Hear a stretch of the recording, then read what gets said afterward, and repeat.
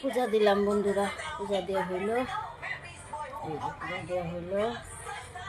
এখন যাব রান্নাঘরে রান্না করতে। হরে কৃষ্ণ হরে কৃষ্ণ, রাধে রাধে বন্ধুরা। অল্প একটু গীতা পাঠ করি, তারপরে রান্নাঘরে যাই, তাহলে ভালো হবো, কাজটা তাড়াতাড়ি হয়ে যাবে। আপনারা শুনতে থাকুন। চতুর্থ অধ্যায় পাঠ করি, অল্প একটু পাঠ করুন, বেশি না, অল্প এক শ্লোক পাঠ করলেও হয়ে যায় বন্ধুরা। গঙ্গা গীতা নামটি করলে হয়ে যায়। শ্রী ভগবান বলিলেন, আমি পূর্বে এই অব্যয় জ্ঞান যুগের কথা সূর্যকে বলিয়াছিলাম। পরে সূর্য তার পুত্র বৈবস্বত মনুকে, আবার মনু তার পুত্র ইক্ষ্বাকুকে বলিয়াছিলেন, হে পরত্তপ, রাজসীগণ বংশ পরম্পরায় ইহা জ্ঞাত হন, কিন্তু কালের আবর্তনে সেই যুগ নষ্ট হইয়াছে।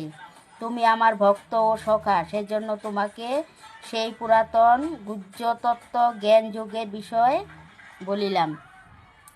অর্জুন বলিলেন, তোমার জন্ম পরবর্তীকালে এবং সূর্যের জন্ম বহু পূর্বে। এতব তুমি সূর্যকে এই যুগ সম্বন্ধে বলিয়াছ, তাহা কিরূপে বুঝিব?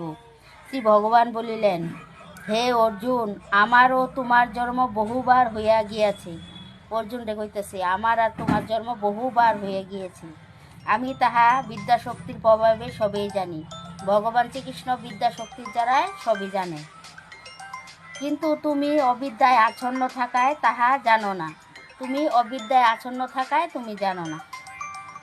আমি সবার ঈশ্বর ও জন্ম মৃত্যু বিরহিত। আমি নিজ প্রকৃতি আশ্রয় করিয়া নিজ মায়া প্রভাবে নিজেকে সৃষ্টি করি। কি বললেন ভগবান?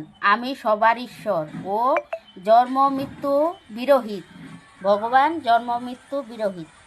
আমি নিজ প্রকৃতিতে আশ্রয় করিয়া নিজ মায়া প্রভাবে নিজেকে সৃষ্টি করি। ধন্যবাদ বন্ধুরা, আজকের মতো এইটুকুই পাঠ করলাম, সময় নাই, যেটুকু পাঠ করলাম ওইটুকু মন শান্ত হয়ে গেল বন্ধুরা। এখন গঙ্গা গীতা সাবিত্রী সীতা সত্য পতিব্রতা ব্রহ্মবলী ব্রহ্মবিদ্যাতি সন্ধ্যা মুক্তি গৃহিণী অর্ধমাত্রা চিদানন্দ ভবগ্নি ভ্রান্তি নাশিনী বেতাক্রিয় পরমানন্দ জ্ঞানমঞ্জুরি গীতা গীতা গীতা। ওম তৎসৎ ওম তৎসৎ ওম তৎসৎ।